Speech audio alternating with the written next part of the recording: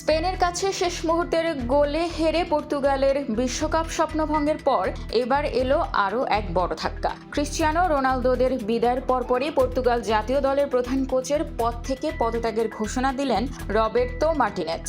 52 বছর বয়সী Spanish mastermind স্পষ্ট জানিয়ে দিয়েছেন, যেহেতু পর্তুগালের বিশ্ব চ্যাম্পিয়ন করার মূল লক্ষ্য পূরণ হয়নি, তাই ডাগআউটে থাকার আর কোনো অর্থ নেই। ডালাসের মাঠে সেই বেদনাদায়ক হারের পর সংবাদ সম্মেলনেই নিজের দায়িত্ব ছাড়ার কথা জানান তিনি।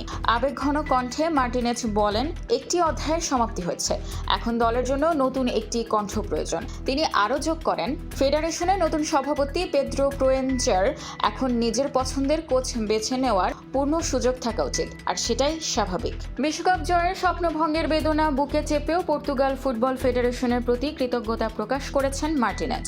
গত 3.5 বছরকে তার জীবনের অন্যতম সেরা সময় উল্লেখ করে তিনি আশা প্রকাশ করেন, পর্তুগালের মানুষও তার এই সময়টাকে ভালোভাবেই মনে রাখবে।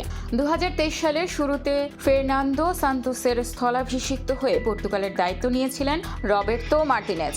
3.5 বছরের এই মেয়াদে বেশ কিছু বড় সাফল্য পেয়েছে পর্তুগাল। 2024 ইউরোতে তার অধীনেই কোয়ার্টার ফাইনালে খেলেছিল দলটি, আর সবচেয়ে বড় সাফল্য আসে 2025 সালে, যেখানে চিরপ্রতিদ্বন্দ্বী স্পেনকে ট্রাইবেকারে হারিয়ে উয়েফা নেশনস লিগের ঐতিহাসিক শিরোপা জিতেছিল ক্রিশ্চিয়ানো রোনালদো।